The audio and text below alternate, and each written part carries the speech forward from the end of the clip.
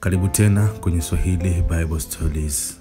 Na leo nitakuletea kisa cha Yesu kumfufua binti wa Yairo aliyekwisha kufa na kumponya mwanamke aliyetokwa na damu kwa takribani miaka 12. Kwanza, kabla ya yote, kama bado haujasubscribe channel hii, naomba uweze kufanya hivyo ili uwe wa kwanza kupata taarifa zetu na hadithi zetu za kibiblia mara pale tu pindi zinapoweza kutoka, na Mungu wa mbinguni akubariki sana. Siku moja Yesu alikuwa kwenye chombo kuvuka kwenda ng'ambo. Ghafla akatokea Yairo, mkuu na kiongozi wa masinagogi. Hapa namaanisha alikuwa ni mkuu wa mahekalu ya Kiyahudi. Naye akaanguka mbele za Yesu kwa unyenyekevu, huku akimwambia, binti yangu yu karibu na kufa. Tafadhali naomba uongozane nami ili ukamwekee mkono, yamkini anaweza kupona. Yesu akamwangalia kwa macho ya upole na upendo. Kukiwa kuna songamano kubwa la watu, walikuwa wamemsonga Yesu. Sijui kila mmoja alikuwa na shida gani, lakini Yairo alikuwa anahitaji mwanae aweze kufufuliwa na Yesu Kristo wa Nazareti, na alikuwa naamini hivyo. Aliweza kuanguka mbele za Yesu, huku imani yake ikimtuma ya kwamba Yesu anaweza kumponya binti yake kutoka kwenye ugonjwa. Basi Yesu alikubali kuongozana na Yairo kuelekea nyumbani kwake. Alipokuwa njiani kuelekea nyumbani kwa Yairo ili akamwombee binti wa Yairo aweze kupona tena, kongamano lilikuwa likubwa lililomzonga Yesu. Walakini katikati ya kongamano hilo alikuwepo mwanamke aliyetokwa damu kwa takribani miaka 12. Naye aliposikia kwamba Yesu anapita, aliadhimia moyoni mwake atamsogelea na kulishika pindo lake, naye ataweza kupata uzima na damu kukoma iliyotoka kwa takribani miaka 2. Yesu alipokuwa akisonga mbele, ghafla akahisi nguvu zimemtoka, yani nguvu zimepungua katika mwili wake. Akawauliza wanafunzi wake, ni nani aliyenigusa? Wanafunzi wakajibu, Bwana wetu. Kusanyiko la watu ni kubwa zaidi, si rahisi kufahamu nani alikugusa, na watu wengi wamekuzonga. Akatokea mwanamke akaanguka mbele za Yesu, akasema, ni mimi Bwana. Naye akaeleza shida zake.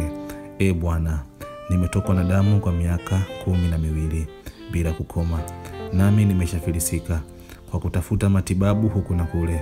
Nimeuza mali zangu zote, sina kitu kingine. Nimeadhimia moyoni mwangu, nitakapolishika pindo lako nami nitapona. Yesu akamwangalia mwanamke yule kwa mara ya kwanza, kisha akamtizama kwa macho ya upole zaidi, akamwambia, inuka uende, imani yako imekuponya. Yule mwanamke akainuka, akaanza kuendelea na safari yake. Na hakika tangu siku ile damu haikutoka tena. Damu ilikoma, iliyotoka kwa takribani miaka 12. Lakini baada ya kusikia sauti ya Yesu na kulishika pindo la Yesu, na Yesu kutoa maneno ya inuka uende zako, imani imekuponya, mwanamke yule alikuwa huru kutoka kwenye kifungo cha kutokwa na damu kwa takribani miaka 12. Hayo yote yalivyokuwa yanaendelea, Yairo alikuwa akimsubiri Yesu ili waweze kuongozana kwenda nyumbani akamponye bintiye. Lakini ghafla wakatokea watu wakamkabilia hilo, huku wakimwambia, binti yako amesha kufa, ya nini kuendelea kumsumbua mwalimu? Yesu akamwangalia Yairo kwa upole, kisha akamwambia, usiogope, amini tu. Basi Yesu akaongozana na Yairo kuelekea nyumbani, lakini hakutaka kuongozana na kusanyiko kubwa wala wanafunzi wengi. Akamchukua Petro, Yohana na Yakobo, wakaongozana mpaka nyumbani kwa Yairo.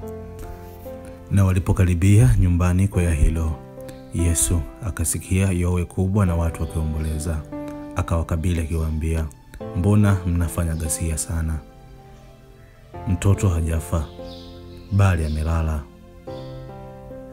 Walimcheka wakihisi kwamba mwalimu amechanganyikiwa.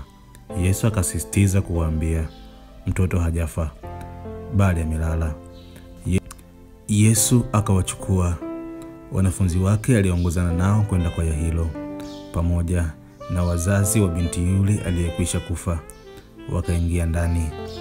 Yesu alipoingia nyumbani kwa Yairo, akamkuta msichana tayari amekwisha kufa. Akamwambia, Talitha koumi. Tafsiri yake, msichana nakwambia inuka. Mara upako wa ajabu kutoka mbinguni ukamfanya msichana yule aamke na haweze kuwa hai. Petro na Yohana na Yakobo walistaajabu zaidi. Wazazi wa ule msichana walipatwa na furaha kubwa na tabasamu kutokana na mshangao wa imani kubwa aliyokuwa nayo Yesu Kristo wa Nazareti. Kama bado haujasubscribe, na kusihi subscribe channel hii ili uwe wa kwanza kupata hadithi zetu za kibiblia pindi tu zinapoweza kutoka. Mungu akubariki.